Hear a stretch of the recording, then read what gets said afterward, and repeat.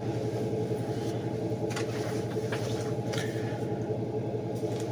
guys, this is the man on the street. Today I'm going to be discussing, which is relevant today, about police procedures, and the topics of discussion will be in the aforementioned.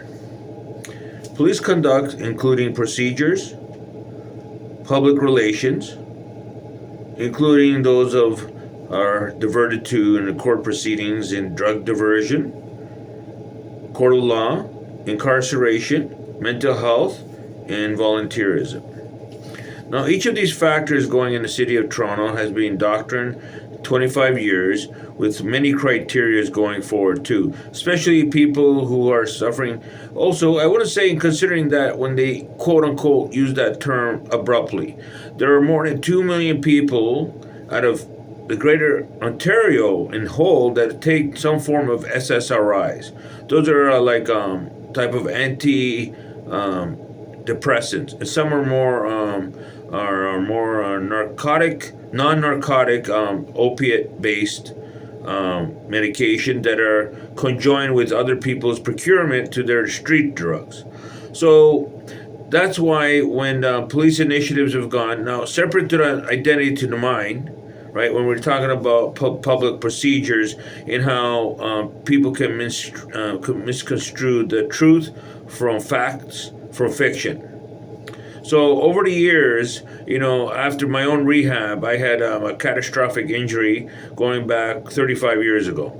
And then after, so we can relate to say how other injuries are prone to initiatives that can lead not just from PTSD, just as someone who might feel shell-shocked in an environment like we have as hostile as the Palestinian suburbs of Israelis' occupation of land.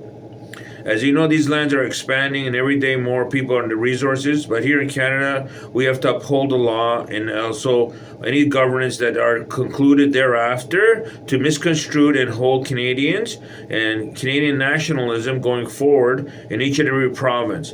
This must be addressed. But thereafter, our borders south of the border right now must be inundated, and we know why we had to close it to know indicators of what they're saying.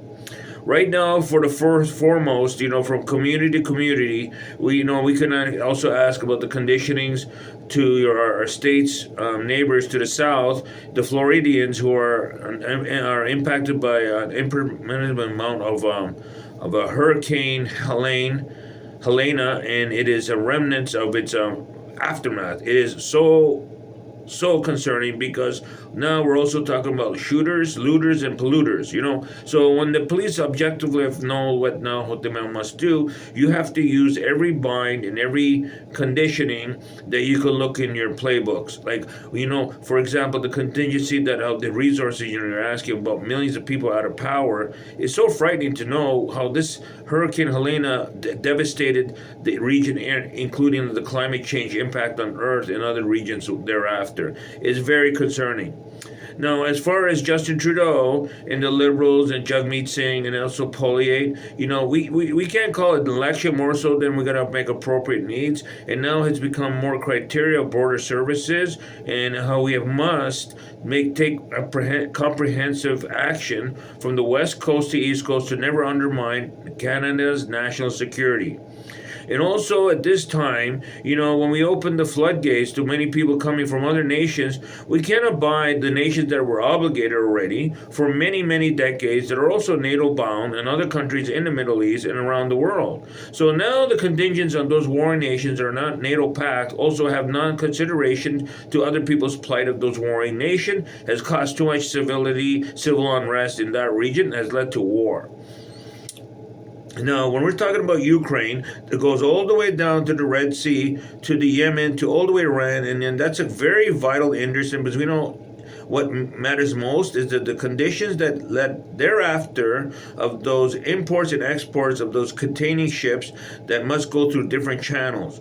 But unfortunately, what we have here is a miscommunication that comes directly from the White House 20 years later, and inappropriate actions of, deciding to what policies that are led by non-proliferations of these Arab-led nations.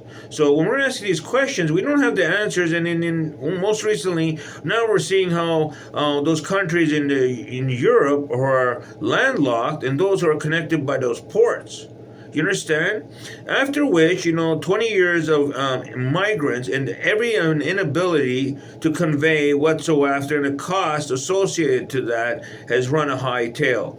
Now, what's happening in the Middle East is very important because this is something they're talking about that's going back a year and year after how they make observance. Now, most zealots know when they're talking about people who are ordained, who are also people who believe in their faith, and when you're talking about your deities and your superstitious behavior, but when it comes to accordance to law, we have to look at it comprehensively. Now, on before or after November 6th to 7th that led into that altercation, you have to remember no one's pointing fingers from the Arab-led nations to know exactly what had happened, and it's within the Israeli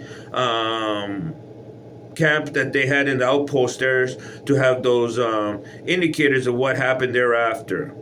Okay? It was not involved by any other actors outside of Israel. For example, if we had some altercation here, we're not going to blame someone in another country. We're going to take appropriate action to say, hey, we're taking responsibility, unlike Benjamin Netanyahu, the prime minister.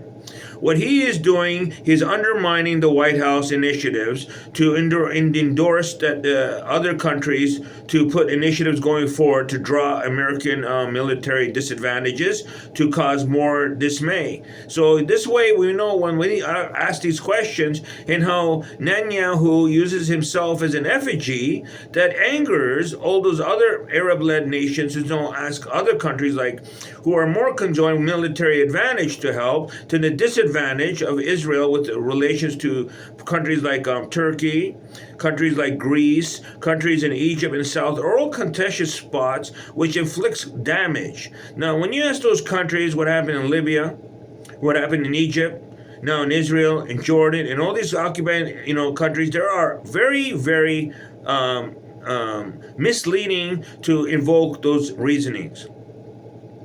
In order to perpetrate these stunts, 20 years later, you're asking the same record being played over, and it's not. It's not your top 10 record and who's going to replace this column to see who go. These are very people's lives that, because of doesn't Netanyahu directly impacted and used egregious form without to inflict more than 40,000 lives in damage as without any concise argument to say who started who. But when you point the finger, you more angered more people now. Now the condition in Israel is very dire and it's very concerning.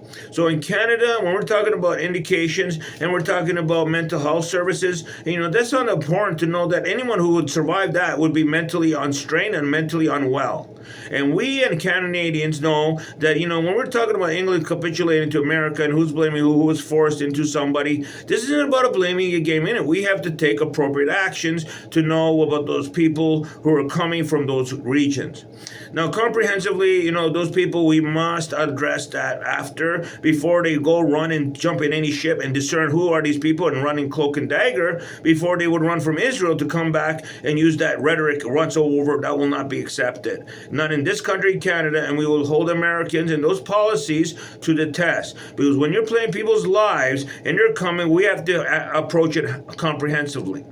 If you have the availability to come here, we must appropriate these people who are coming from those war-torn regions because they're overloaded there as much as they are to know that we must document them and this way ID those people coming that way. I know the monumental task ahead of them is so great and in the CRA, in the federal jobs, consecutive to CSIS, there's an underlink to the Canadians who are connected to those higher authority in the Canadian Service Intelligence, that when they ask the same thing in the White House administration, be it Republican or Democrat, you're sharing that information. That's why we don't have a seat in the UN Secretary.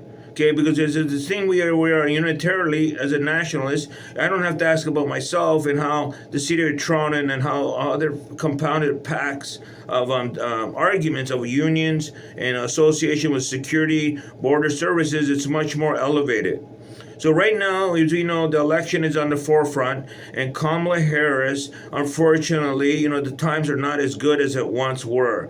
In the 80s, these kind of maelstroms of activities of weather, military, phenomenons and also what we can understand what happened in Hurricane Helene, it's overwhelming. And at the same time, the atrocities that are happening has happened for more than decades, has been explained. These have to be handheld comprehensive. This isn't a Jeopardy show. These are about people's lives. So here in Canada, I will stand united with the Palestinians to know they have the right to assembly and they have the right to exist as a country for people, and they've done everything comprehensively. Now, the anger that he's using is only volatile to know what's happening within Israel, within those community of Arab-led type of Hebrew-speaking people. So it's very rhetoric to know how the angle pointed on to put more dismay to cause danger to people who live their ordinary lives. We see those images coming. We know it's in doctrine to know what we have today comprehensively. So within the next 2 to 3 months, with the directions where we have after the election in November 5th, we can understand what is most relevant. At this time, we must take comprehensive, again, action. So we must open the borders to ours, people, those that we can show comprehensively Canadians are taking initiatives. I don't have to understand, when we're talking about people who lived after World War II, appropriate needs, that only angers people who put that to the forefront. So we must address this. This way, when we have this influx and people are worried for their livelihoods, we either must get the goods there, but right now it's ongoing, and we don't have any direct corrections or connections to the on the ground as it revolves. The argument is of the insurgents that are coming from Iran and other countries through Yemen are encircling, and the U.S. are left to only make decisions which cannot inflame the situation that is greater than itself. This is the man on the street.